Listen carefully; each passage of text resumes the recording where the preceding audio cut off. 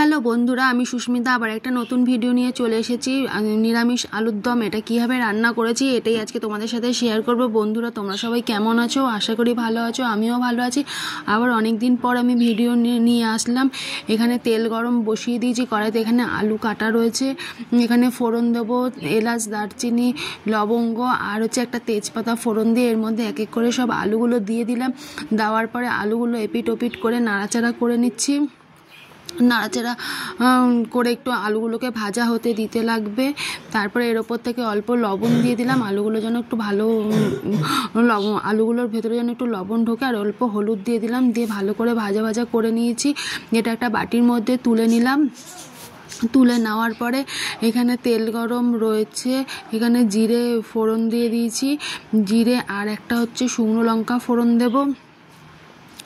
জিরেটা একটু ভাজা ভাজা হবে, আর শুকনো লঙ্কাও দেওয়া হয়েছে। এর মধ্যে টমেটোগুলো যে কেটে রেখে দিয়েছিলাম, টমেটোগুলো এর মধ্যে দিয়ে দিচ্ছি। টমেটোটাকে ভালো করে ভাজা ভাজা হতে দিতে লাগবে। ছাড়িয়ে দিচ্ছি, কাটা ছিল ওগুলো এক এক করে কাটিয়ে দিলাম। এই যে এখানে টমেটোগুলো আমার অনেকটা নরমই হয়ে গেছে। এর উপরে আমি আদা বাটাগুলো দিয়ে দিলাম। আদা বাটাটা দেওয়ার পরে আবার একটু আমি ভালো করে মশলাটাকে নাড়িয়ে নেব। নাড়ানোর পরে এর মধ্যে এক এক করে আমি সব মশলাগুলো, যা যা মশলা লাগবে আমি সব দিয়ে দেব। এর মধ্যে হলুদ গুঁড়ো দিয়ে দিচ্ছি, তারপরে দেবো হচ্ছে জিরের গুঁড়ো, আবার হচ্ছে তারপরে দেবো হচ্ছে লঙ্কার গুঁড়ো। লঙ্কার গুঁড়ো দিয়ে দিলাম, অল্পই দিয়েছি। লঙ্কার গুঁড়ো ঝাল কম খাই ওই জন্য, আর হচ্ছে আমার লঙ্কা বাটা রয়েছে পোস্তর সাথে, ওটা ওই জন্য লঙ্কার গুঁড়োটা আমি কম দিয়েছি। এবার ভালো করে মশলাটাকে আবার একটু নাড়িয়ে নিচ্ছি। নাড়ানোর পরে এর থেকে যখন কাঁচা গন্ধটা চলে যাবে তারপরে আমি এর মধ্যে পোস্ত বাটাটা দেবো। অল্প একটু লবণ দিয়ে দিলাম, ওখানে কিছুটা আলুতে দিয়েছিলাম লবণ, আর এখানে একটু লবণ দিয়ে দিলাম। দিয়ে এটাকে ভালো করে মশলাটাকে কষে নিচ্ছি। কষে নেওয়ার পরে তারপরে আমি পোস্ত বাটাটা এর মধ্যে দেবো। এই যে কি সুন্দর মশলাটা আমার হয়েই গেছে, এখানেও মশলাটা আমার হয়ে গেছে, তেল ছেড়ে এসে এর মধ্যে আমি এবারে পোস্ত বাটাটা দিয়ে দিচ্ছি। পোস্ত আর কাঁচা লঙ্কা বাটা দিয়ে আবার একটু ভালো করে আমি এটাকে নাড়াচাড়া করব। গ্রেভিটা রেডি করতে হচ্ছে, এটাকে ভালো করে একটু নাড়াচাড়া করে নিই। করে নেওয়ার পরে মিক্সি ধোয়া জলটা এর মধ্যে আমি দিয়ে দেব। জলটা দেওয়া হয়ে গেল, দিয়ে আবার একটু নাড়াচাড়া করব।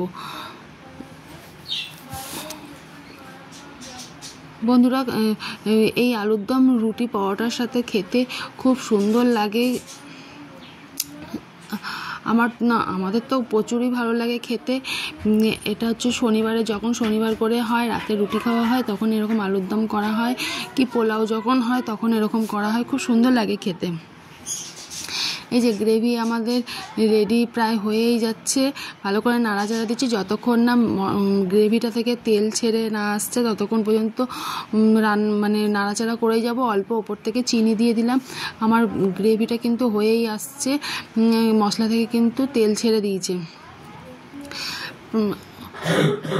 এই যে আমার রেডি কিন্তু হয়েই গেছে, মশলা থেকে কি সুন্দর দেখুন তেলটা ছেড়ে এসছে।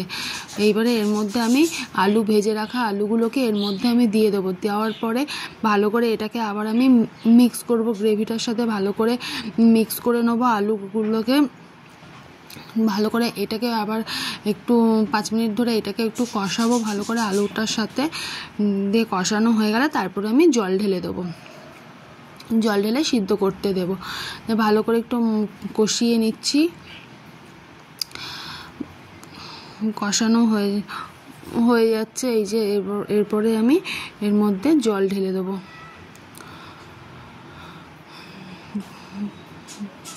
বন্ধুরা, নিরামিষ আলুর দম খেতে তোমাদের কেমন লাগে জানিও। এই যে জল দেওয়া হয়ে গেল, এবারে আমি এটাকে সিদ্ধ হতে দেবো। ভালো করে একটু নাড়াচাড়া করে নিয়ে আগে জলের মধ্যে ভালো করে মিক্স করে নিই।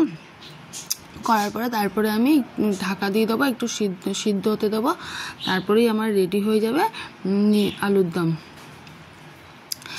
অনেক দিন পর আবার ভিডিও নিয়ে এসে কি ভিডিও দেবো, ভিডিও রেডি ছিল না কোনো। ওপর থেকে এই যে ঘি ছড়িয়ে দিলাম। ঘি দেওয়ার পরে এই যে 1.5 চামচের মতন ঘি দিয়ে দিয়েছি। তারপরে এই যে আমার এরকম দেখতে হয়েছে। নিরামিষ আলুর দমটা। কেমন হয়েছে বন্ধুরা তোমরা কমেন্টের মাধ্যমে জানিও, একটা লাইক করে দিও, একটা সাবস্ক্রাইব করে দিয়ে পাশে থেকো। আজকের ভিডিওটা এখানেই শেষ করছি, আবার একটা